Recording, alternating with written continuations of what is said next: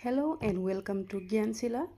তো আজি আমি ডিসকাস কৰিম এই ভিডিওটোত আহিবলগীয়া DLED এক্সামৰ যেটো প্ৰি এন্ট্ৰি টেষ্ট হ'বলগীয়া আছে তাৰ কাৰণে কিছুমান most important question as per the syllabus সত ইনক্লুড থাকিব আমাৰ GK general science social science আৰু এনভায়ৰনমেন্টাল সায়েন্স ওকে বহুত ইম্পৰ্টেন্ট কোৱেশ্চন আমি ডিসকাস কৰিম এক্সাম পইণ্ট অফ ভিউৰ কাৰণে আই হোপ ভিডিওটো তোমালোকৰ কাৰণে হেল্পফুল হ'ব আৰু ভিডিওৰ আপডেটসমূহ পাই থাকিবলৈ আমাৰ চেনেলটো যদিহে সাবস্ক্ৰাইব নাই কৰা সাবস্ক্ৰাইব কৰি থবা So let's start question number 1. Which is the largest organ in the human body? Amar manav shoriror ataitকৈ ডাঙৰ অংগ কোনটো হয়? তো liver, skin, heart ne kidney কি হ'ব শুদ্ধ উত্তৰ? তো largest organ বুলি সুধিলে শুদ্ধ উত্তৰ হ'ব skin. ঠিক আছে? যদি internal largest organ हुधे मानव शरीৰৰ ভিতৰত থকা ডাঙৰ organটো হয় liver but যদি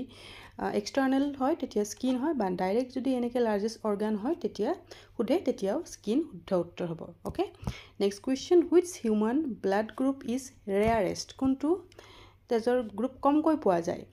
এটা আছে A positive B positive AB negative O positive কি হ'ব কাৰেক্ট আনসাৰ হ'ব ইয়াৰে অপচন C AB negative এটো ৰেয়াৰ হয় okay next question who was known as Dihingia ৰজা বুলি কাক জনা গৈছিল কোন গৰাকী আহোম ৰজাক জনা গৈছিল দিহিঙীয়া ৰজা তো ইয়াতে অপচন কেইটাৰ ভিতৰত শুদ্ধ উত্তৰ হ'ব কোনটো দিহিঙীয়া ৰজা বুলি জনা গৈছিল অপচন এ সুহুংমুঙক জনা গৈছিল এটো তোমালোকে জানা নিশ্চয় আহোম সাম্ৰাজ্যৰ প্ৰতিষ্ঠাপক আছিল চুকাফা আৰু যদি হতে আহোমৰ প্ৰথম ৰাজধানী কি আছিল কাৰেক্ট আনসাৰ কি হ'ব চৰাইদেউ আছিল আহোমৰ প্ৰথমখন ৰাজধানী Next question which place is famous for বুলবুল যুঁজ বুলবুল যুঁজৰ বাবে অসমৰ কোনখন ঠাই বিখ্যাত তো বুলবুলি চৰাই যুঁজ এটা তাত পতা হয় আৰু সেই ঠাইখন হৈছে কি এটা আছে হাজো নলবাৰী নগাঁও আৰু হৰ্থেবাৰী কাৰেক্ট আনসাৰ হ'ব অপচন এ হাজো ওকে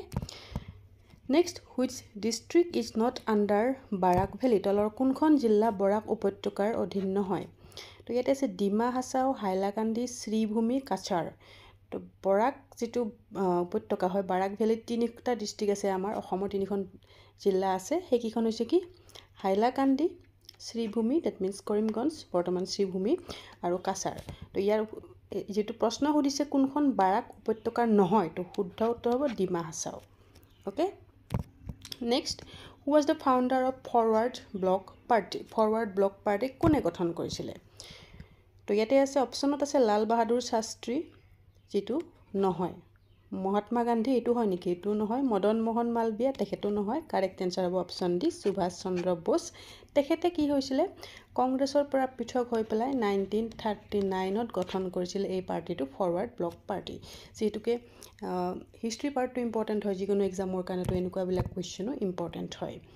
আৰু তোমালোকে যদি আমাৰ পিডিএফ সমূহ ক্ৰয় কৰিব বিচাৰা তাৰ ভিতৰত আমাৰ বহু কেইটা পিডিএফ ডেসক্ৰিপচন বক্সত লিংকত দিয়া আছে তাৰ ভিতৰত তিনিটা মই ইয়াতে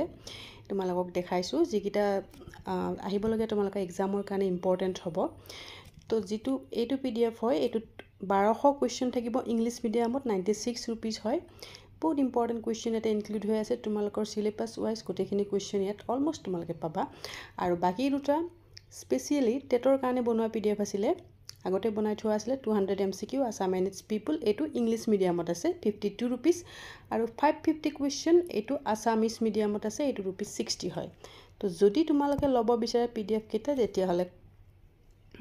আমাৰ WhatsApp নাম্বাৰ স্ক্ৰিনত দিয়া আছে WhatsApp নাম্বাৰটো হৈছে 8402086470 অধিক জনাৰ কাৰণে এই নাম্বাৰটো তোমালোকে WhatsApp কৰিবা নেক্সট আপ কোৱেশ্চন লৈ আহিছো when was operation sindoor officially launched operation sindoor কেতিয়া লঞ্চ কৰা হৈছিল তো operation sindoor লঞ্চ ডেটটো কিমান আছিল ভেৰি ইম্পৰ্টেন্ট মনত ৰাখিব লাগিব সদায় এটো তো operation sindoor লঞ্চ হৈছিল মে 7 তাৰিখত 2025 Next, who has been recently appointed as new Chief Justice of India? অলপতে কাক ভাৰতৰ নতুন মুখ্য ন্যায়াধীশ হিচাপে নিযুক্তি দিয়া হৈছে যেটোকে তোমালোকৰ সিলেবাসখনত কাৰেন্ট এফেয়াৰ্স পাৰ্টটো ইনক্লুড কৰিছে কাৰেন্ট এফেয়াৰ্সও ইনক্লুড কৰিছে তো এনেকুৱা বিলাক কোৱেশ্চন ইম্পৰ্টেন্ট হ'ব তো নতুন মুখ্য ন্যায়াধীশ হিচাপে আমাৰ ভাৰতৰ নিযুক্তি দিয়া হৈছে কাক তেখেত হয় B R Gavai option D হ'ব শুদ্ধ উত্তৰ বি আৰ গাৱাই ওকে তাৰ পিছত আছে justice Ranjan Gogoi serve as the ডেছ chief justice of India Ranjan Gogoi কিমান সংখ্যক মুখ্য ন্যায়াধীশ হিচাপে কাৰ্যনিৰ্বাহ কৰিছিলে আমাৰ তো তেখেত আছিলে আমাৰ কিমান 46th Chief Justice of India Justice Ranjan Gogoi okay next question when was the first Chief Justice who was the first Chief Justice of India প্ৰথম গৰাকী মুখ্য ন্যায়াধীশ কোন আছিল ভাৰতৰ তো ইয়াৰ কাৰেক্ট আনসাৰ কোনটো হ'ব প্ৰথম গৰাকী মুখ্য ন্যায়াধীশ আছিল এইচ.জে. কানিয়া জি.ভি. মাভালংকাৰ অপচন এ যেটো আছে তেখেত কোন আছিল first speaker of Lok Sabha CD. Deshmukh কোন আছিল ফাৰ্ষ্ট গভৰ্ণৰ অফ আৰ.বি.আই আৰু অবজন স্মিথ কোন আছিল অবজন স্মিথ আছিল কোন তেখেত আছিল ফাৰ্ষ্ট গভৰ্ণৰ আছিল চি.ডি. দেশমুখ আছিল first Indian governor okay first Indian governor আছিল চি.ডি. দেশমুখ আৰু অবজন স্মিথ আছিল ফাৰ্ষ্ট গভৰ্ণৰ আছিল আৰ.বি.আইৰ অবজন স্মিথ আৰু যদি সুধে প্ৰথম ভাৰতীয় গভৰ্ণৰ কোন আছিল আৰ.বি.আই তেতিয়া হ'ব CD. Deshmukh okay next question who was the author of the novel Matsyagandha উপন্যাসখন কোনে লিখিছিলে এটা আছে হোমেন বৰগোহাঁই নিৰুপমা বৰগোহাঁই ভবেন্দ্ৰনাথ শইকীয়া মহিম বৰা কি হ'ব শুদ্ধ উত্তৰ option A Homen Borgohain next question Donyi Polo airport is located in ক'ত আছে ডনিপলো বিমানবন্দৰ অসমৰ কোন ৰাজ্যত আছে মেঘালয় নাগালেণ্ড অৰুণাচল প্ৰদেশ নে গোৱা কি হ'ব কাৰেক্ট আনসাৰ হ'ব অপচন সি অৰুণাচল প্ৰদেশ তাৰ পিছত আছে হু was the first Assamese woman to receive সাহিত্য একাডেমি এৱাৰ্ড সাহিত্য একাডেমি বঁটা লাভ কৰা প্ৰথম অসমীয়া মহিলা কোন হয় তো ভেৰি ইম্পৰ্টেন্ট সাহিত্য একাডেমি বঁটা লাভ কৰা প্ৰথম অসমীয়া মহিলা আছিল কোন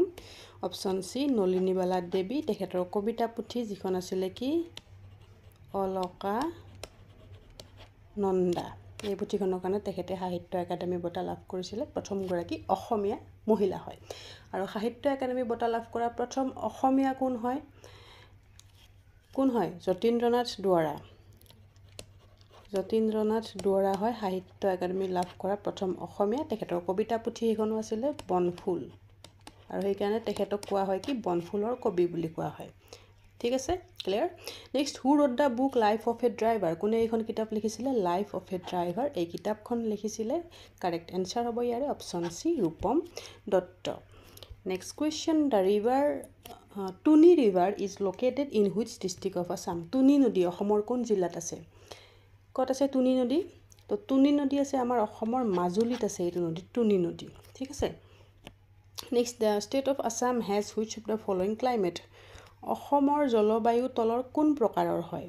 ইয়াত আছে tropical warm hot clouded means ক্ৰান্তীয় জলবায়ু উষ্ণ জলবায়ু গৰম জলবায়ু নে শীতল জলবায়ু তো আমাৰ অসমৰ জলবায়ুটো হৈছে ক্ৰান্তীয় জলবায়ু ট্ৰপিকেল ক্লাইমেট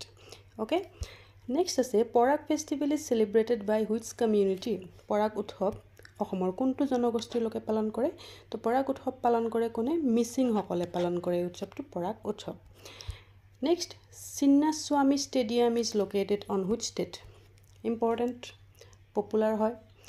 তো চিন্নাস্বামী ষ্টেডিয়াম IPLত তোমালোকে নিশ্চয় নাম শুনিছা এই ষ্টেডিয়ামখনৰ তো এইখন আছে ক'ত কোনখন ৰাজ্যত কৰ্ণাটকত আছে ওকে বেংগলোৰ কৰ্ণাটকত আছে next ৱেৰ is the headquarter of Assam rifles is located Assam ৰাইফলছৰ মুখ্য কাৰ্যালয় ক'ত অৱস্থিত তো আমাৰ অসম ৰাইফলছৰ মুখ্য কাৰ্যালয় ক'ত আছে সেয়া আছে অপচন ডি শ্বিলঙত আছে অসম ৰাইফলছৰ মুখ্য কাৰ্যালয় আৰু অসম ৰাইফলছটো কি হয় oldest paramilitary force হয় আমাৰ এইটো আসাম ৰাইফলছ ওকে আৰু ইয়াৰে আগৰ নামটো কি আছিল ইয়াৰ পুৰণা নাম এটা আছিল পুৰণা নামটো কি আছিল হেতু কিতাব পৰীক্ষাত উদে হেতু হৈছে কি কাছাৰ লেভি ঠিক আছে সো এইখিনি হয় আজিৰ ভিডিওটোৰ কাৰণে কোৱেশ্চন আনসাৰ আই হোপ তোমালোকে